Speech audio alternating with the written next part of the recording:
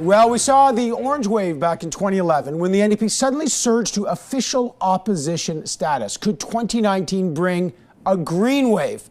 Look, no one's predicting a green version of the Jack Layton phenomenon yet, but the Greens are growing at the expense of the NDP, particularly in BC and the Maritimes. They've pulled off a big by-election win in BC recently. They picked up provincial seats in PEI, Ontario. They even hold the balance of power in British Columbia. Can they translate this momentum into votes in the upcoming general election? Could the Green Party leader end up holding the balance of power in a minority government? The Greens have been at the forefront of the climate debate, but what else do they stand for? Let's find out. Joining me now is the Green Party leader, Elizabeth May. Great to have you back on the program as polls are showing that there's a bit of a green wave. Is the Green Party genuinely opposed to every new oil and every natural gas pipeline and project? Absolutely. The first rule of holes is stop digging. There is no room whatsoever in the global carbon budget for any new drilling offshore, any new wells anywhere. And frankly, we also need to ban fracking across Canada. This is what's required. It's not going to be easy, and there's ways to make it the transition as smooth as possible, but it's not optional. In your view, do Indigenous people have a veto over natural resource projects, like even hydroelectric? And you know what they talk about is free and prior consent. Does consent mean a veto? If you say we're going to build a pipeline, what does it take for us as the colonial power of Canada to make you agree? That's not free, prior, informed consent. That's coercion. So yes, we believe in the principles of UNDRIP. Yes, we believe that real reconciliation. But what's the answer? Does consent mean a veto? In the case of territorial rights of an established, if you're dealing with Indigenous First Nations under the Indian Act, or we're dealing with traditional First Nations governance structures, such as when we're talking about what happened recently with elders, I think the answer is yes. Free and prior informed consent means exactly what those words mean, which is you can't say that we're going ahead despite the fact that you're saying no. And right now, but Elizabeth May, consent, does it consent mean? I'm just trying to say, does consent mean everybody has to agree? Because there are elected chiefs that agree on a natural gas pipeline and unelected chiefs who don't. I'm just trying to figure out what's your threshold of consent. Can anybody, any Indigenous nation say, you don't have my consent, and that is functionally a legal veto, yes or no?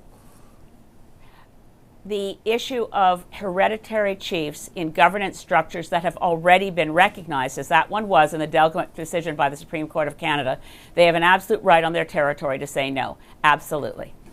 Okay, Elizabeth May, a lot of people want to know what else you stand for, so let's do a series of rapid fire, at least to get the outlines. Would you ban Huawei from participating in building Canada's 5G network, the next generation wireless? Yes. Would a Green government make balancing the budget a priority? Would you actually balance the budget?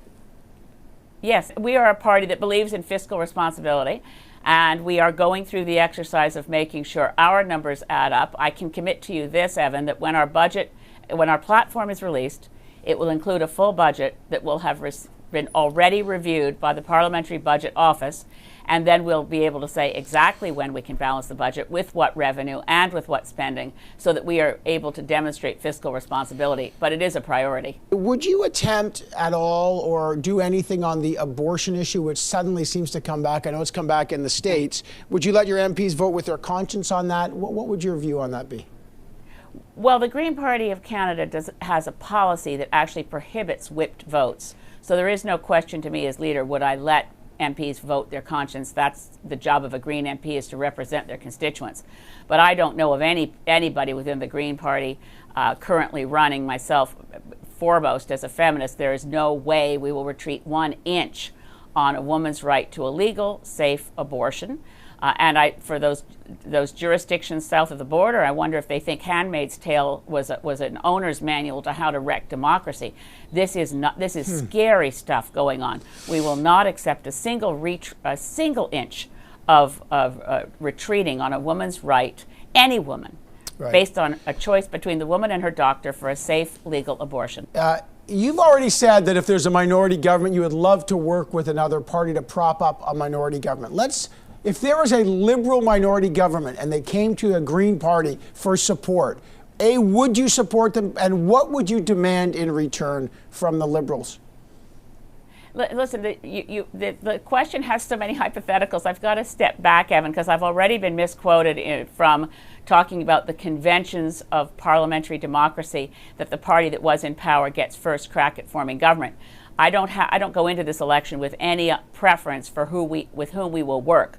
We will work with any party that's prepared to make sure that we arrive at no more than 1.5 degrees Celsius global average temperature increase above what we had before the Industrial Revolution, because if we fail to meet that, nothing else we do will matter much, because we'll be in a situation of climate breakdown that threatens human civilization. So I believe all hands on deck, and I believe we get better decisions when all parties are capable of setting aside partisanship and working together. Yeah, but so far the Liberals and the Conservatives don't have the same climate plan as you. Would that mean that you will not work with them? Exactly. Unless they're prepared to ensure that our children have a livable world, we will just not.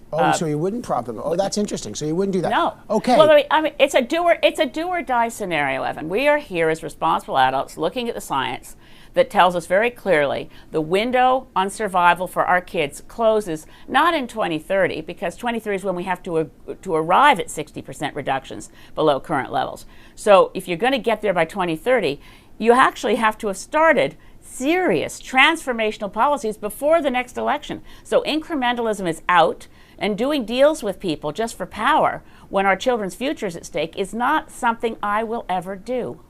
In the last election in 2015, you had great hopes for someone like Justin Trudeau.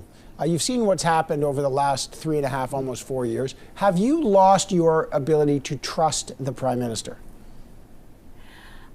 I would never. I mean, it's back to trust and verify. The promises that were made by Liberals that I fully believed in, I voted in favor of the speech from the throne, because it said 2015 will be the last election held under first past the post. It said we will repair the environmental assessment legislation and restore it, which they didn't do. It said we will have ambitious climate targets and we will get rid of fossil fuel subsidies, which they haven't done. So trust is a question now of prove it. But that doesn't mean I still feel, basically I'm an odd politician in that I can tell you with a straight face that I'm friends with Justin Trudeau. I'm friends with Jagmeet Singh, although we don't know each other as well as I know Justin. I've worked with Andrew Scheer for years, particularly when he was Speaker. Friends with Max Bernier, I mean, honestly. So I can work with anyone, but I'm not going to write anyone a blank check, because the future is too important to base it on trust with people who break their promises. All right, I got to leave it there. We will find out where the fortunes of the Greens go. Thank you very much, Elizabeth May.